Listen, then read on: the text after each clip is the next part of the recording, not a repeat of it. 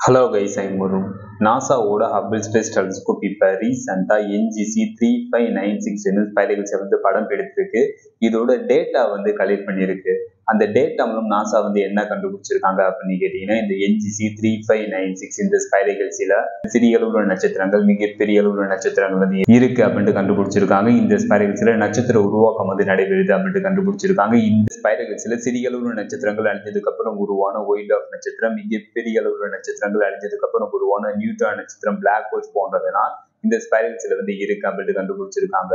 நாசாவோட Hubble space telescope படம் பிடித்த இந்த என்ஜிசி 3596 இந்த ஸ்பைரல்ஸ் இதோட இமேஜ்ல pink colour, yellow colour, orange colour, red colour, blue colour இந்த கலர்ஸ் எல்லாம் தெரியுது. இந்த கலர்ஸ் எல்லாம் எதனால தெரியுது அப்படின்னு கேட்டீங்கன்னா, நாசா என்ன சொல்றாங்கன்னா, இந்த கலர்ஸ்ல நட்சத்திரங்கள் மற்றும் கேசஸ்னால இந்த கலர்ஸ் எல்லாம் தெரியுது அப்படின்னு நாசா தெரிவிச்சிருக்காங்க. இதெல்லாம் அந்த டேட்டா மூலம் நாசா கண்டுபிடிச்சிருக்காங்க.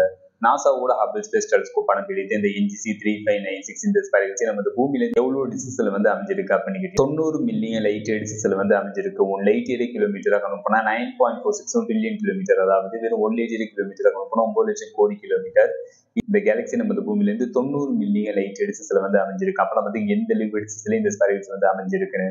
அதுக்கப்புறம் இந்த யூனிவர்சில் இந்த பிரபஞ்சத்துல எது ஸ்பீடா டிராவல் ஆகும்னா லைட் தான் ஸ்பீடா டிராவல் ஆகும். லைட்டோட ஸ்பீடு ஒரு செகண்டுக்கு ஒரு வினாடிக்கு 3 லட்சம் கிலோமீட்டர் டிராவல் ஆகும். லைட்டோட ஸ்பீட்ல நம்ம டிராவல் பண்ணி போனாவே இந்த என்ஜிசி 3596 இந்த ஸ்பைரல்ஸை அடையிறதுக்கு 90 மில்லியன் லைட் இயர்ஸ் ஆகும். ஏன்னா அந்த லிமிட்ஸ்ல இந்த ஸ்பைரல்ஸ் அமைஞ்சிருக்கு. இந்த ஸ்பைரல்ஸ் பத்தி நம்ம பார்த்தோம். ஃபைனல் இந்த வீடியோ எப்படி இருந்துச்சுன்னு கமெண்ட் பண்ணுங்க.